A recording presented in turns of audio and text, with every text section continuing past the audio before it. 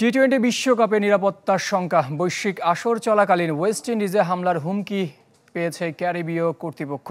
জঙ্গি গোষ্ঠী আইএস সামাজিক যোগাযোগ মাধ্যমে এই হুমকি দিয়েছে বলে জানিয়েছে ক্যারিকম ইম্পাক্স।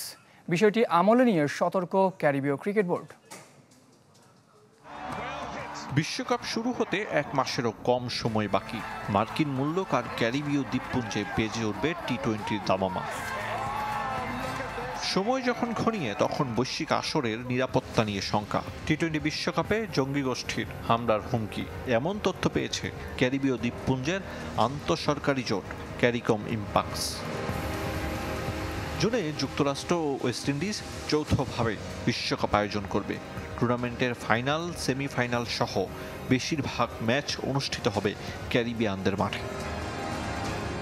ক্রিকেট ভিত্তিক সংবাদ মাধ্যম ক্রিকবাজ সহ ভারতীয় বিভিন্ন গণমাধ্যমে ছেয়ে গেছে হুমকির খবর, যদিও বিষয়টি প্রথমে সামনে আনে ক্যারিবিয়ান ব্রডকাস্টিং কর্পোরেশন।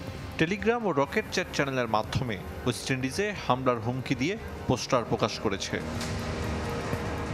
হুমকি পেয়ে নড়ে চড়ে বসেছে আয়োজকরা। ক্রিকেট ওয়েস্ট ইন্ডিজের প্রধান নির্বাহী জনি গ্র্যাভ মুখ খুলেছেন বিষয়টি নিয়ে।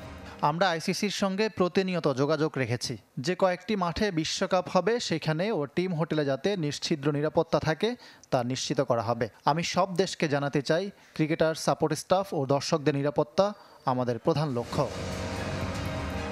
বিশ্বকাপের নিরাপত্তা ইস্যুতে কথা বলেছেন ত্রিনিদাদের প্রধানমন্ত্রী কেথ রোলি। তার দাবি, বৈশ্বিক আসরে হুমকি প্রতিহত করতে কাজ করে যাচ্ছে দেশটির সরকার। বার্বাডোসের নিরাপত্তা কর্মকর্তারা পর্যবেক্ষণের দায়িত্ব নিয়েছে। আরিফুল ইসলাম, চ্যানেল 24।